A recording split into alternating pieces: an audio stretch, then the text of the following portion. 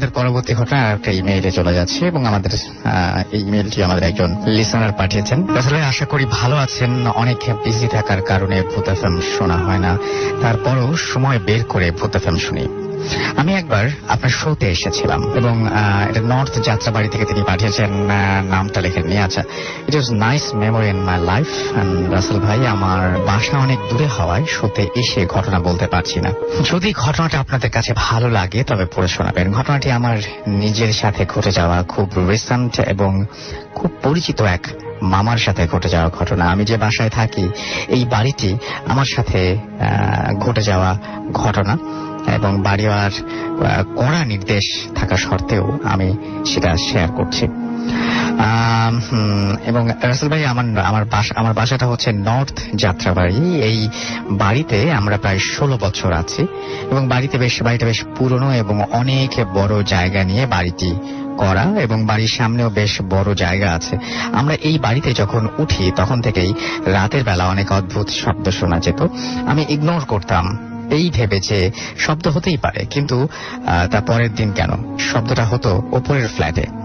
শব্দগুলো মানে প্রতিদিন কেন, এবং শব্দটা ওপরের ফ্ল্যাটে হতো। শব্দগুলো এরকম যে কেউ যেন কিছু গুছাচ্ছে, ফ্লোরে বাড়ি দিচ্ছে, আবার মনে হতো কেউ যেন ঝাড়ু দিচ্ছে, মনে হতো কেউ যেন হেঁটে বেড়াচ্ছে। আমি একদিন বিরক্ত হয়ে খোঁজ নিলাম ওপরের ফ্ল্যাটে, কিন্তু অবাক হলাম এই শুনে যে এই ফ্ল্যাটে যারা থাকে তারা ঠিক সেম শব্দ পায়। উনি বললেন এরকম শব্দ উনি প্রতিদিন, যা কিনা সেটা তাদের সাথে হয়ে থাকে, একই ঘটনা হয়ে থাকে তাদের সাথে। 4 তলার ওপরে আর কোনো ফ্ল্যাট নেই। 4 তলায় কেয়ারটেকারের পাশের ফ্ল্যাটে যারা থাকেন তারা সবচেয়ে বেশি ভুক্তভোগী। অনেক কিছুই তারা দেখেছেন, কিন্তু তারা বিশ্বাস করতে পারছেন না আদতেই এইগুলো সম্ভব কিনা। 4 তলায় মহিলা ও তার হাজব্যান্ড এবং তাদের 2 ছেলে তারা থাকতো এবং তাদের ছোট একটি কাজের মেয়ে ছিল। মেয়েটা এই বাসায় আসার পর থেকেই অদ্ভুত আচরণ করতে শুরু করে, কিন্তু বাসার লোকজন ব্যাপারটা নিয়ে এতটা চিন্তিত ছিল না। একদিন রাতে আন্টি দেখতে পায় একটি ছোট মেয়ে বারান্দার দরজা ঘেঁষে দাঁড়িয়ে আছে। অন্ধকারে বোঝা যাচ্ছিল না মেয়েটাকে। মেয়েটার পুরো মেয়েটাও কোনো সারা শব্দ দিচ্ছে না। মেয়েটা আস্তে করে বারান্দার কোনায় গিয়ে দাঁড়িয়ে থাকে। আন্টি রুমের লাইট জ্বাললে বারান্দায় গেলেন এবং কিন্তু কেউ ছিল না সেখানে। দেখার ভুল ভেবে আন্টি ব্যাপারটা মাথায় নিলেন না। এরপরও অনেকবার একই জিনিস দেখেছেন তিনি। একটা সময় তারা বাসাটা ছেড়ে দেন। একদিন আমি বাসা ছেড়ে দেওয়ার ওপরে আমি বাসার ছেড়ে দেয়া ওপরে উঠেছি। আমি বুঝিনি কথাটার মানে। আমার মনে হয় যে জায়গা থেকে ছেড়ে গেছেন সেই জায়গা থেকে, এবং তিনি বলছেন যে সিক্রেট দেখলাম একজন দাঁড়িয়ে আছেন এবং মুখে দাড়ি, ফর্সা চেহারা এবং পরনে ব্ল্যাক কালারের জুব্বা, হাতে তসবিহ। আমি হঠাৎ দেখেই আটকে উঠি। পরে ওনাকে সালাম দেই। উনি সালামের উত্তর দিলেন এবং আমার দিকে কিছুক্ষণ তাকিয়ে থেকে তারপর আমাকে বললেন, তোমার নাম হাসান। এরপর আমি কিছুটা ভয় পেয়ে যাই, কিন্তু আমার 3 তলায় যে থাকেন বড় ভাই দেখলাম উনি নামছেন না। বড় ভাই আমাকে বললেন ওনার বাসায় বেড়াতে আসছেন আমেরিকা থেকে এবং সম্পর্কে মামা হন। দেখে মনে হচ্ছিল অনেক পরহেজগার মানুষ এবং অনেক কিছু জানেন। রাতের বেলা 3 তলার বড় ভাই আমাকে ডাক দিলেন, বললেন ওনার বাসায় আসার জন্য। আমি গেলাম, দেখলাম ভাইয়ের মামা এক রুমে মোমবাতি জ্বালিয়ে বই পড়ছেন। আমি ভাইকে জিজ্ঞেস করলাম, ভাই ওই রুমে কারেন্ট নাই, আপনার মামা মোমবাতি জ্বালিয়ে বই পড়ছেন। ভাইয়া বললেন মামা কাজ করছেন মোমবাতি জ্বালিয়ে। বললাম কেমন কাজ ভাইয়া? মোমবাতি জ্বালিয়ে করছেন। কিছুক্ষণ পর মামা আসলেন। আমি আর ভাইয়া ড্রয়িং রুমে বসেছিলাম এবং মামা আমাকে দেখে আগে সালাম দিলেন, তারপর ভাইকে বললেন যে এই বাড়িতে খারাপ কিছু নেই, তবে যা আছে তা কারো ক্ষতি করবে না। মামা যা বললেন আমি তাতে ভয় পেয়ে যাই। প্রায় প্রত্যেক বাড়িতেই নাকি থাকে। মামা আরো বললেন যে যারা আত্মহত্যা করে তাদের আত্মা এরকম ভাবে ঘোরাফেরা করে আর কি। এরা পৃথিবীতেই ঘোরাফেরা করে এবং বাড়ির ছাদ এগুলোতে মানে তারা মানে বেশিরভাগ সময় আর কি আশ্রয় নেয়। আবার এই আত্মাগুলো নাকি মানুষকে খারাপ কাজে ব্যবহার করে, যাকে মানে মানুষ খারাপ কাজে আত্মাগুলোকে ব্যবহার করে, যাকে ব্ল্যাক ম্যাজিক বলে। এরপর মামা তার একটা অভিজ্ঞতার কথা বললেন, যেটা ঘটেছিল আমেরিকায়। আমি বিশ্বাস করতে পারিনি যে এরকমও মানে হয়ে থাকতে পারে তার সাথে কারোর সাথে।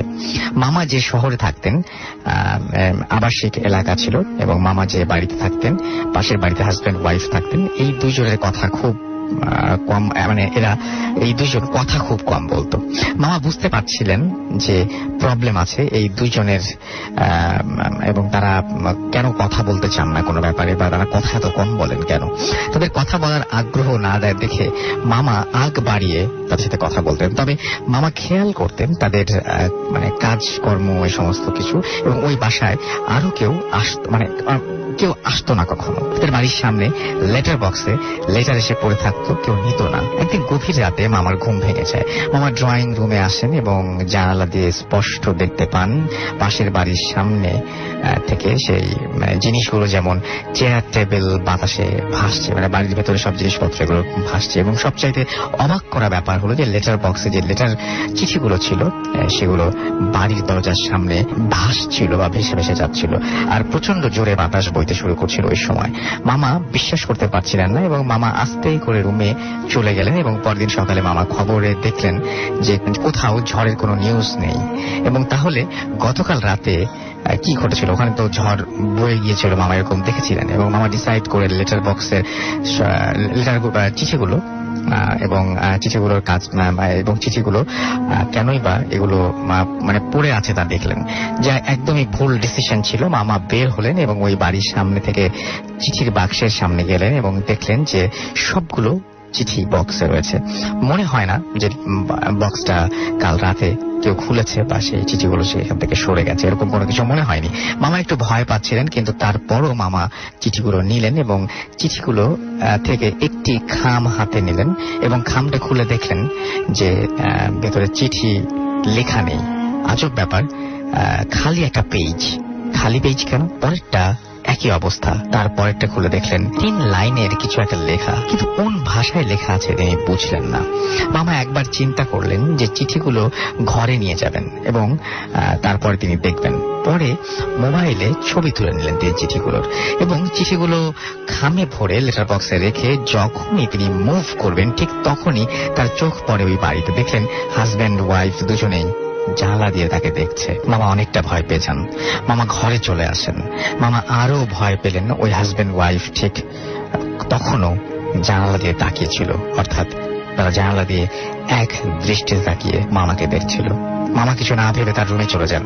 বিকেল বেলা মামা একটি কাজে বের হন। কাজ শেষ করে বাড়ি ফিরেছিলেন এবং গাড়ি তিনি নিজেই ড্রাইভ করছিলেন। গাড়ির ভেতরে এসি থাকা সত্ত্বেও মামার গরম লাগছিল। কেন গরম লাগছে সেটা তিনি বুঝতে পারছিলেন না। গাড়ি ড্রাইভ করার সময় তিনি খেয়াল করলেন যে জোরে বাতাস হচ্ছে।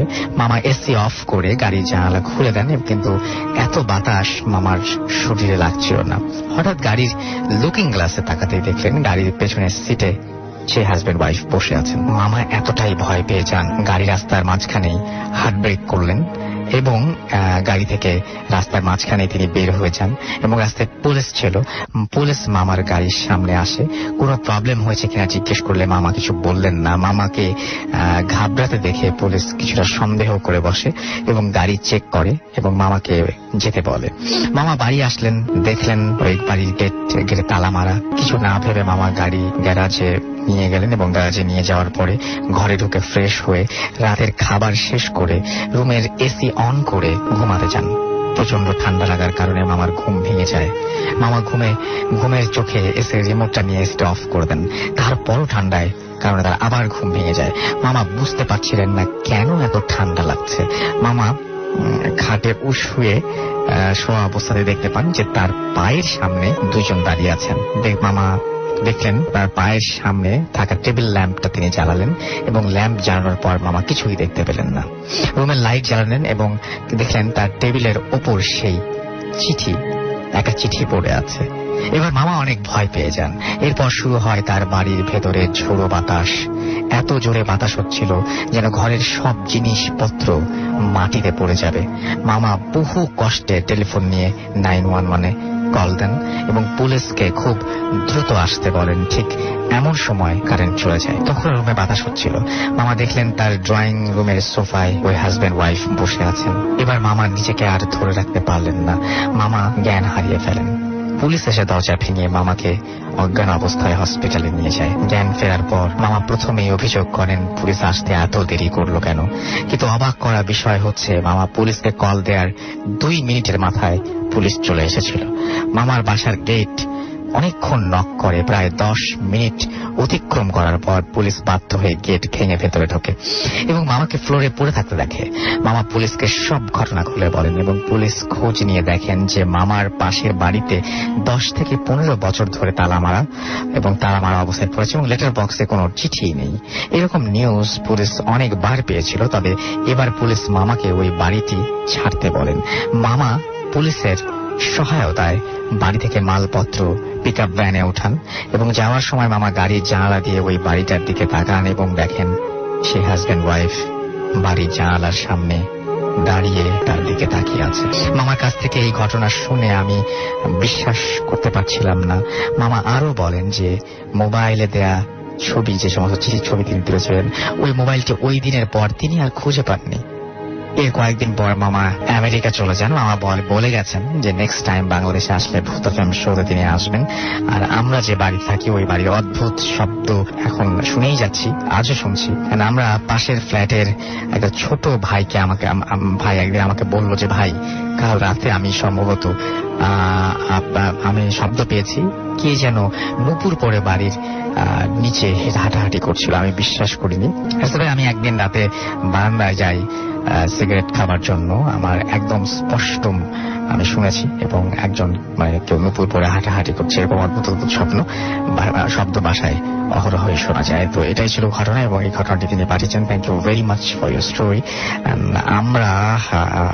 আমরা ব্রেকে যাব। ব্রেকের পরে তারপরে আমরা ফিরে আসবো আমাদের নেক্সট স্টোরিজ নিয়ে এবং ফেসবুকে আপনারা কি লিখেছেন সেটাও দেখবো তখন। সেই পর্যন্ত আমাদের সঙ্গেই থাকুন। স্টে টিউনড টু রেডিও ফুর্তি এন্ড ডোন্ট স্টপ দ্য ফুর্তি। Bhoot FM, the night comes alive with Ramin Fawn.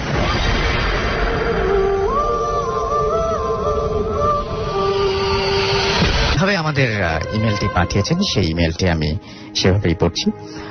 লিখেছেন রাসেল ভাই, আসসালামু আলাইকুম, কেমন আছেন? নিশ্চয়ই ভালো। আমি পুলিশে চাকরি করি, তাই ছুটি নিয়ে স্টুডিওতে আসা সম্ভব না, তাই আমার ঘটনাটা আপনি পড়ে শোনালে খুশি হব। আমার নাম গিয়াসউদ্দিন এবং বাড়ি তার মৌলভীবাজারের কুলাউড়া এবং তিনি ভাটেরা ইউনিয়নের একজন অধিবাসী। এরপরে তিনি তার ফোন নাম্বার দিয়েছেন এবং তারপরে তিনি কিভাবে ভূত এফএম শোনেন সেই বর্ণনা দিয়েছেন। সেগুলোতে আমরা না যাই, আমরা চলে যাই সরাসরি ঘটনায়। এটা 2016 সালের জুন জুলাই মাসের ঘটনা। আমার থানায় প্রত্নতাত্ত্বিক বিভাগ থেকে একটা পত্র আসলো।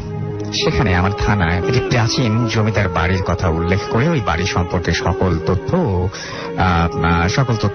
আমাকে এই ব্যাপারে সাহায্য করার কথা বলা হয়। ওই দিন রাতে আমি আমার থানার একজন সোর্স, তার নাম সুমন, তাকে ওই বাড়িটি সম্পর্কে জিজ্ঞেস করলাম। সে আমাকে বলল, দেখুন স্যার, আমি ওই বাড়িটার সম্পর্কে এত কিছু জানি না, তবে হ্যাঁ, ওই বাড়িতে না যাওয়াই ভালো, কারণ ওই বাড়ির আশেপাশে প্রায় 2-4 মাইল এলাকায় কোনো জনবসতি নেই এবং বাড়িটি একটা ভুতুড়ে বাড়ি। আমি বললাম, না, এটা আদেশ, ওইসব ভূত টুত গুল্লি মারো, আমি আগামীকাল সকালে আসবো, তুমি তৈরি থাকবে। কয়েক সেকেন্ড নীরব থাকার পর সুমন বলল, ঠিক আছে স্যার। পরের দিন কাজে চাপে যেতে পারিনি। এর প্রায় 2-3 দিন পরে মোটর সাইকেল করে হঠাৎ একটা কাজে ওই এলাকায় যাই। ফিরে আসার আগে হঠাৎ ওই বাড়িটার কথা মনে পড়লো।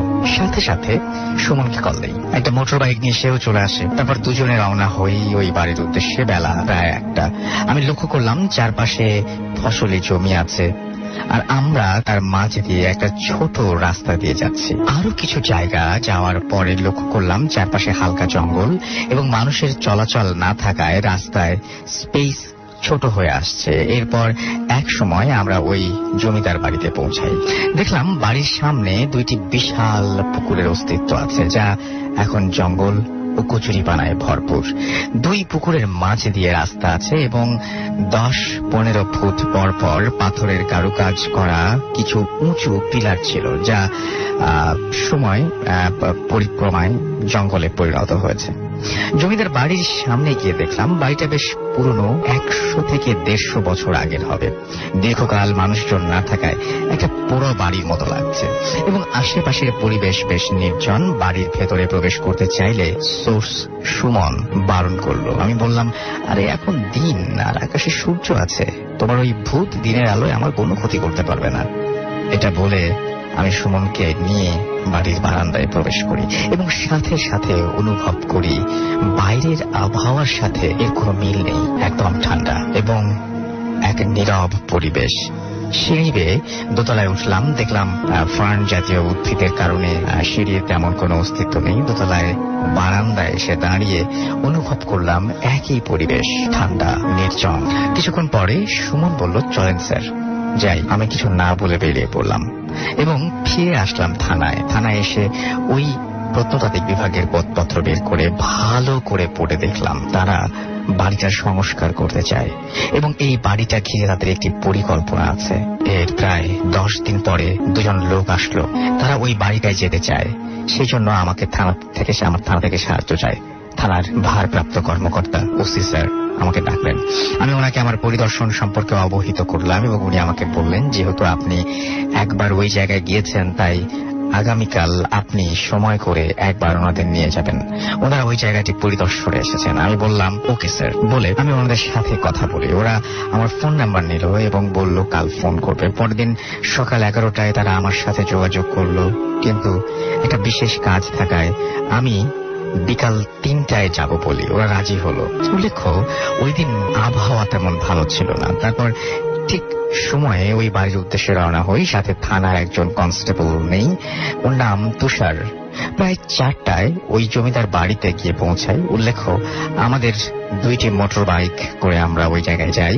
যেহেতু 4টা হয়ে গেছে তাই আমি কিছুক্ষণ তাদের সাথে থাকার পরে দেখলাম আসরের নামাজের সময় হয়ে গেছে। এটা কথা বলতে ভুলে গেছি। যারা আমার সাথে ছিলেন তাদের একজনের নাম রাজু আহমেদ এবং একজন আব্দুল লতিফ। যাই হোক, জমিদার বাড়ির পুকুরের পানিতে ওযু করে একটু ভালো জায়গা দেখে 3জনেই নামাজ আদায় করলাম। নামাজের শেষে লক্ষ্য করলাম আকাশ মেঘলা। আমার সাথে থাকা পুলিশ সদস্য তুষার প্রশ্ন করলো, স্যার কবে শেষ হবে? কবে শেষ হবে? আকাশের অবস্থা ভালো নয়, ওদের বলুন তাড়াতাড়ি শেষ করতে। আমি দেখলাম ওরা 2জন দোতলার বারান্দায় দাঁড়িয়ে কথা বলছে। আমি ইশারায় আকাশের অবস্থা ও চলে যাওয়ার অনুরোধ করলাম। ওরাও ইশারায় সায় দিল। অনুভব করলাম বৃষ্টি হতে দেরি নেই। ততক্ষণে একটু একটু বৃষ্টি পড়তে লাগলো। হঠাৎ আকাশটা কেমন যেন অন্ধকার হয়ে গেল। আরম্ভ হলো প্রচন্ড বৃষ্টি। দেরি না করে সাইকেল 2টি বারান্দায় নিয়ে গেলাম। প্রবল বৃষ্টির সাথে বজ্রপাতের শব্দ। মুহূর্তে একটা ভৌতিক পরিবেশ তৈরি হলো। আমি ও তুষার মোবাইলের ফ্ল্যাশ জ্বালিয়ে দোতলায় গিয়ে ওদের সাথে মিলিত হলাম। দেখলাম ওদের চোখেও ভয়ের ছাপ। সন্ধ্যা হয়নি, তারপরও রাতের মতো অন্ধকার। আমি চিন্তা করলাম এখন কি করা যায়। বৃষ্টি ক্রমেই বেড়ে চলছে এবং এর মধ্যেই বাইক চালিয়ে যাওয়া সম্ভব নয়। তাই ওদের বললাম মাগরিবের নামাজ পড়ে রওনা দিব, আর ততক্ষণে বৃষ্টিও কমে যাবে। মাগরিবের নামাজ শেষ করলাম, কিন্তু বৃষ্টি কমার নাম নেই। আমি প্রাচীন জমিদার বাড়িতে আমরা 4জন হঠাৎ শুনলাম পিছনের দরজায় কেউ নক করছে।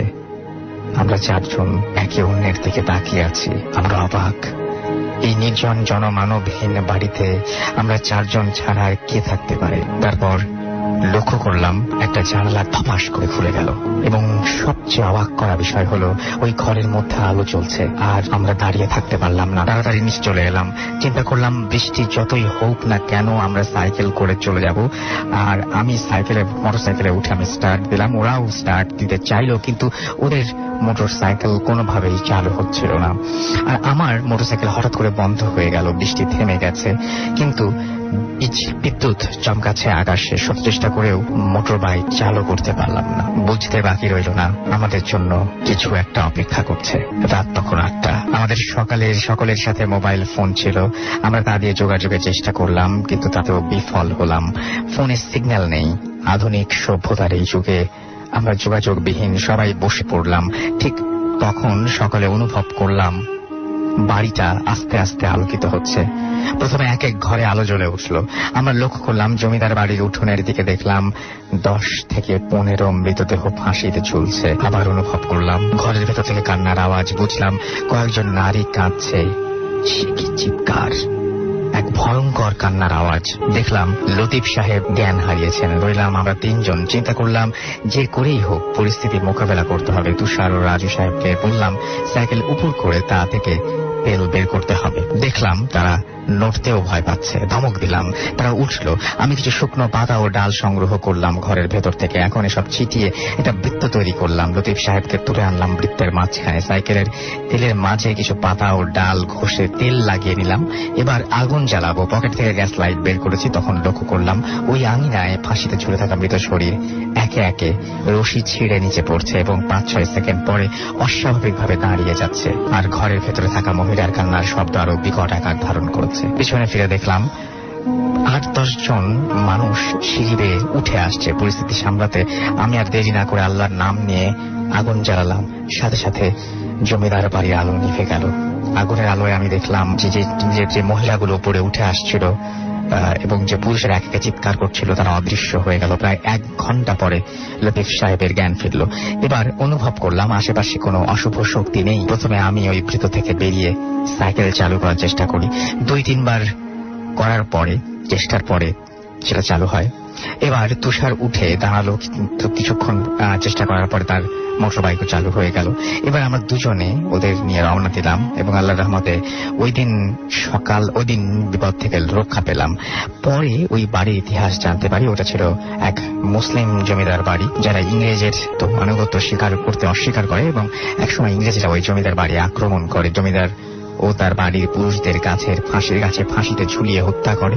ও বাড়ির মহিলাদের নির্যাতনের পরে ঘরে তালাবদ্ধ করে পুড়িয়ে মারে এবং এটাই ছিল ঘটনা।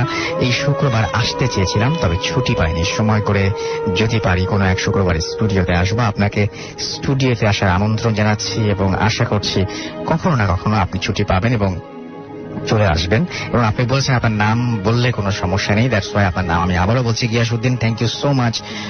আপনার ঘটনা অনেক চমৎকার ছিল। আশা করছি এরকম ঘটনা আপনার কাছ থেকে আমরা আরো পাবো। আমরা Bhoot FM, the night comes alive with Gramophone.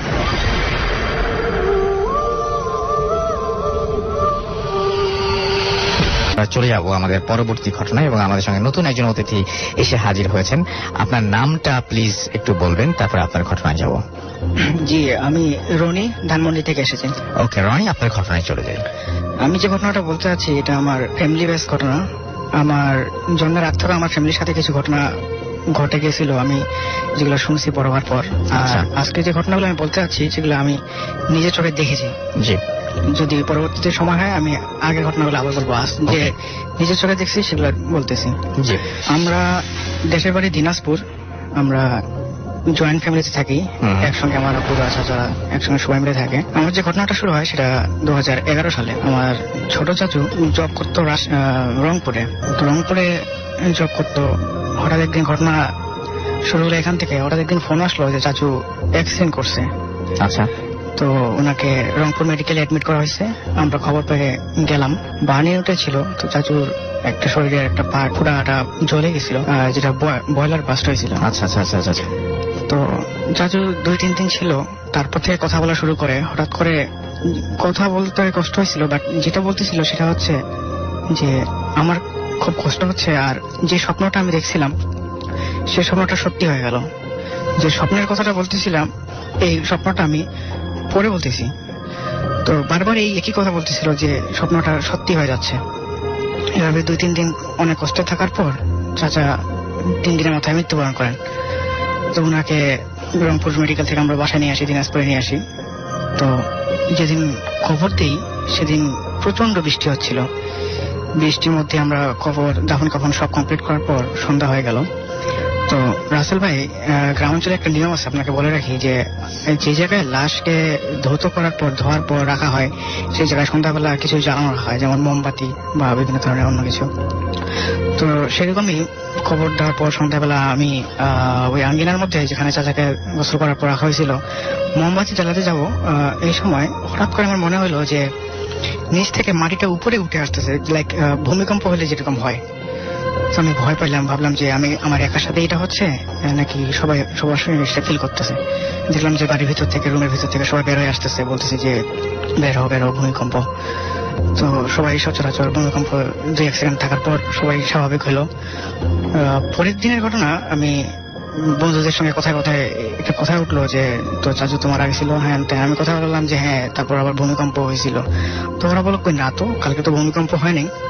তো এই ব্যাপারটা নিয়ে আমি একটু চিন্তায় পড়লাম। বাসায় এসে বললাম যে এরকম, বাসায় ব্যাপারটা আমার কথা শোনার পর সবাই ইগনোর করলো, যে বাদ দে, ব্যাপার না, এগুলা বলতে হয় না, তুই অন্য জায়গায় মনে রাখবে। সবাই আমাকে কোনো কিছু বলতেছিল না। তারপর একটা স্বপ্নের কথা চাচাকে জানি বললাম। আমি বললাম যে চাচু কোন স্বপ্নের কথা বলতেছে, আমাকে এটাও বলে না, তো ইগনোর করতে বলে। এইভাবে 2011 সালে চাচার মৃত্যুর পর সবকিছু স্বাভাবিক। 2012 সালের ঘটনা, আমার দাদি অসুস্থ হলো, দাদিকে মেডিকেলে ভর্তি করানো হলো। দাদি সেই চাচার মতো একই অবস্থা, হসপিটালে ভর্তি হওয়ার পর বলে যে স্বপ্নটা সত্যি হয়ে যাচ্ছে, স্বপ্নটা খুবই ভয়ঙ্কর, খুব ভয় লাগে আমার, স্বপ্নটা সত্যি হয়ে যাচ্ছে, তোদের সাথে যেন এমন না হয়। স্বপ্নটা তখন আমি জানি না ব্যাপারটা কি।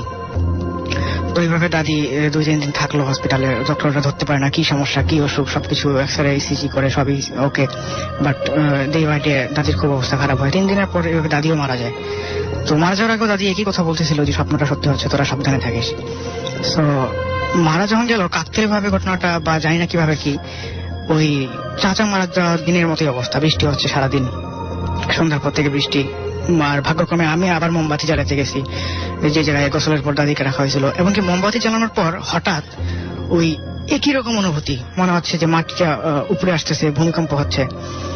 ঘটনাটা আমার কাছে মনে হচ্ছে এই ঘটনাটা এর আগেও ঘটছে। আমি ভয়ও পাচ্ছি, আবার কি হচ্ছে না হচ্ছে সবকিছু মনে হচ্ছে এর আগেবার এই ঘটনাটা সেম ঘটছে, মানে কিছুই বুঝতেছিলাম না। আবার হঠাৎ করে আবার শুনলাম যে ভূমিকম্প ঠিক আগের বারের মতো, কি হচ্ছে না হচ্ছে আমি কিছুই বুঝতে পারলাম না। পরের দিনের ঘটনা, আবার আমি কথায় শুনলাম যে না, গতকালকে তো কোনো ভূমিকম্প হয় নাই। ঘটনাটা আমি আবারও ভয় পাইলাম। আমি এবার আমার ফ্যামিলিকে ব্যাপারটা জানতে চাইলাম যে ব্যাপারটা কি, কেন হচ্ছে, কেন, হোয়াই, রিজন। তো তখন আমি যেটা জানতে পারলাম ঘটনাটা হচ্ছে এরকম যে 15 বছর আগে আমার দাদু যখন মারা যায়, দাদুটা ছিল যমজ 2 ভাই। তো দাদুর যমজ ভাই একই সাথে মারা যায়। এবং ওদের কথা এটা ছিল যে আমরা যদি মারা যাই, মানে আমরা যখন মারা যাব আমাদের কবরটা যেন এই জায়গায় দেওয়া হয়, মানে সেটা বলছিল যে বাড়ির পাশেই। তো তাদের কথা অনুযায়ী বাড়ির পাশে কবর দেওয়া হয় যমজ 2 দাদুকে।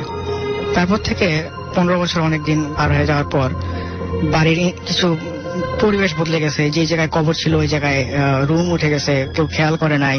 তার উপর দিয়ে বাথরুমের কি বলে এটা, হাউস যাওয়ার রাস্তা পড়ে গেছে।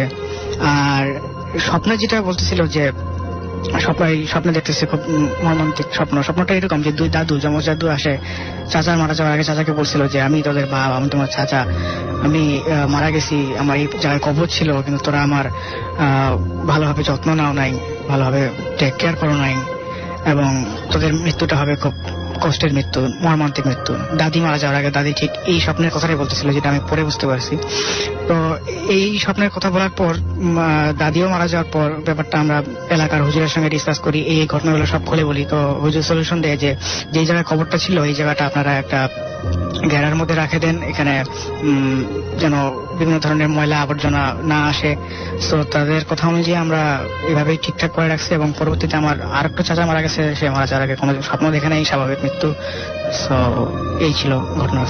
ওকে, থ্যাংক ইউ ভেরি মাচ আপনার ঘটনার জন্য। আমরা পরবর্তী ঘটনা যাব আমাদের আপুর কাছে। এবং আপনি এসছেন খুলনা থেকে, থ্যাংক ইউ ভেরি মাচ, অনেক কষ্ট করে এসছেন। আপনার ঘটনা চলে যায় আমরা। জি, এই ঘটনাটা হচ্ছে আমার আম্মু নিজে এটা এক্সপিরিয়েন্স করছে। এটা হচ্ছে আম্মুর দাদাবাড়ি নানাবাড়ি দুইটাই হচ্ছে ফরিদপুর জেলায়। তো দাদাবাড়িটা হচ্ছে ফরিদপুর জেলার আলমপুর গ্রামে। তো আম্মু অনেক আগে, আম্মুর বিয়ের অনেক আগে, আম্মু একবার তার দাদাবাড়িতে বেড়াতে যায়। যাওয়ার পরে মানে সাধারণত গ্রামের বাড়িতে অনেক ভিটা থাকে, সেখানে অনেক বিভিন্ন ফল গাছ থাকে। তো আম্মুদের মানে আম্মুর কথা হয় যে আম্মুর দাদির সঙ্গে ফুপুর সঙ্গে যে আমরা কাল সকালে অমুক একটা ভিটায় আম কুড়াতে যাবো। তো ঠিক আছে, আম কুড়াতে যাই। পরের দিন তারা ভোরে, অনেক ভোরে, মানে অন্ধকার থাকতে 3 জন বের হয়ে যায় আম কুড়াতে। তো আসলে যেই ভিটাতে আম কুড়াতে যাওয়ার কথা ছিল, ওই ভিটার পরে আরেকটা ভিটা ছিল যেখানে আম্মুর বড় ফুপু ওই ভিটার একটা আম গাছের সঙ্গে গলায় দড়ি নিয়ে সুইসাইড করেন। তো আমরা যখন আম করতে যাওয়ার পরে দেখে যে আম্মুর একটা চাচি আম্মুদের আগেই সেখানে চলে গেছে এবং সে আম কুড়াচ্ছে। তো স্বাভাবিক যেরকম আম তাদের পাওয়ার কথা তারা সেটা পাচ্ছে না, অনেক কম আম পাচ্ছে। এবং যেহেতু তার চাচি আগে চলে গেছে, সে বেশি বেশি আম কুড়াই নিচ্ছে এবং আমাদের থেকে বেশ 5-7 ফিট সামনে সে আম কুড়াচ্ছে এবং নিয়ে যাচ্ছে। তো তারপরে আম্মুর দাদি বলে যে নব তুমি আসছো, তা আমাদের ডেকে আনলা না কেন, আমরা একসাথে আসতাম, এভাবে বলে। তার পিছন থেকে অনেকবার তাকে ডাকে আম্মু সেই চাচিকে, কিন্তু সে কোনো রিপ্লাই দেয় না, বরং সে হচ্ছে আগের থেকে আরো দ্রুত গতিতে আম কুড়াতে কুড়াতে হাঁটতে হাঁটতে সামনের ভিটার দিকে চলে যায়। তো অনেক দ্রুত যখন সে চলে যাচ্ছে তখন আম্মুর দাদি, আম্মুর ফুপু 3 জনেই খেয়াল করলো যে সে হাঁটছে কিন্তু তার পা মাটিতে নাই, মাটি থেকে 1-2 ফুট উপরে। সে অনেক দ্রুত হেঁটে ওই আম্মুর ফুপু যে এই ভিটাটায় সুইসাইড করছিল ওই ভিটার দিকে চলে যাচ্ছে। এটা দেখার পরে আম্মু ভয় পায়, অনেক ভয় পাওয়ার পরে আম্মুর দাদি তাদেরকে নিয়ে অনেক দ্রুত সেখান থেকে বাড়িতে চলে আসে। এটা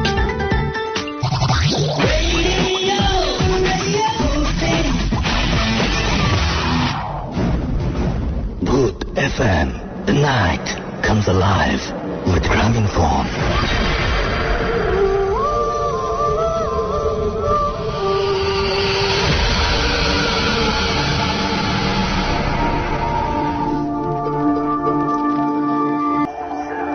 জি, আরেকবার বলতে হবে।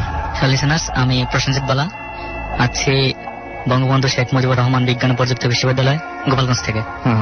তো আমি সরাসরি ঘটনায় চলে যাচ্ছি। আসলে তো আমি প্রথমে আমার বড় ভাইয়ের সাথে ঘটনাটা শেয়ার করি। তো আমি বেশিরভাগ সময় মানে লাইফের অর্ধেকটা সময় বাইরে পড়ালেখা করছি। তো অনেকদিন পরে যখন বাড়িতে গেলাম তখন আমার দাদা আমাকে একটা কাজে বলছিল। আমি বলে রাখি, আমাদের ওই সময় যে সময় ধান চাষ হয় তখন আর কি জমিতে সেচ দেওয়া লাগে। তো আমাদের জমিগুলো এমন ছিল, মাঝখানে পুকুর, জমিতে সেচ দেওয়ার জন্য পুকুর থেকে পানি দেওয়া লাগতো।